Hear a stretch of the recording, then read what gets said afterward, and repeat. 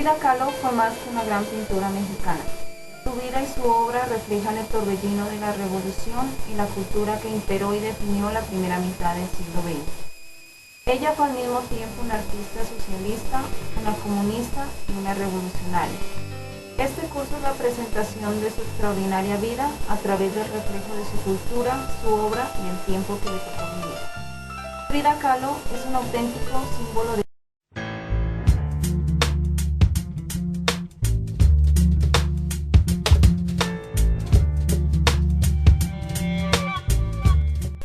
En esta sesión vamos a aproximarnos a lo que será el marco teórico o referente conceptual de nuestro trabajo. Me refiero a la teoría de los paradigmas de Field. En los documentos escritos que respaldan estos desarrollos encontrarán los referentes teóricos. Field es uno de los principales teóricos norteamericanos del guionismo. Propone un método útil para el análisis y la creación de estructuras dramáticas. Field propone que toda historia puede esquematizarse mediante paradigmas o estructuras básicas de narración. Los paradigmas son lineamientos o bocetos. Son como los planos de una casa. No son la casa en sí, pero ayudan a visualizar cómo será esta una vez construida. Los tres paradigmas que propone Field son: primero, el paradigma del personaje; segundo, paradigma de asunto; y tercero, paradigma de estructura dramática. Paradigma del personaje. Los personajes son el elemento principal de la estructura dramática. Ellos son los que realizan las acciones, en los lugares y en el tiempo. Sin los personajes no es posible que exista la historia. Personaje principal y personaje secundario. El personaje principal es quien realiza las acciones más importantes de la historia. La estructura dramática descansa sobre el personaje principal y sobre sus acciones. El personaje principal es el primer elemento de la estructura dramática que el guionista debe crear. En todo caso, es importante no confundirse. El personaje principal es el que lleva el peso de la acción de principio a fin. Sus acciones son determinantes para el desarrollo de la historia completa. Los personajes secundarios son creados en función al personaje principal.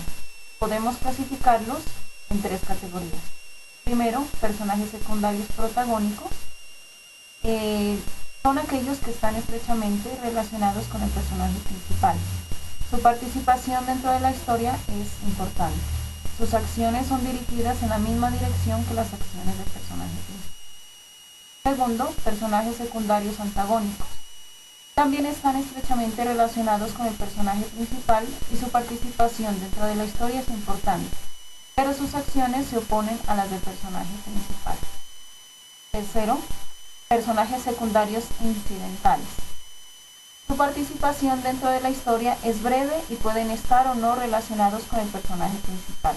Sus acciones pueden ser acordes u opuestas a las de él.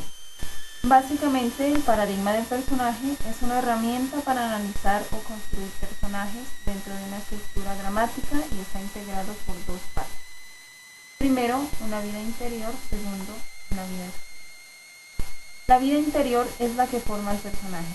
Está determinada por su biografía, por lo que ha vivido hasta el momento en que comienza la historia. La vida exterior es la que revela al personaje. Está determinada por lo que vive el personaje a partir del comienzo de la historia, por su necesidad principal y por las acciones que emprenda para satisfacerla. El paradigma del personaje establece que todo personaje tiene, al comienzo de la historia, una vida previa que se verá modificada por los acontecimientos de la historia. La biografía del personaje. Tanto Field como otros autores destacan la importancia de crear un contexto biográfico que forme la vida interior del personaje.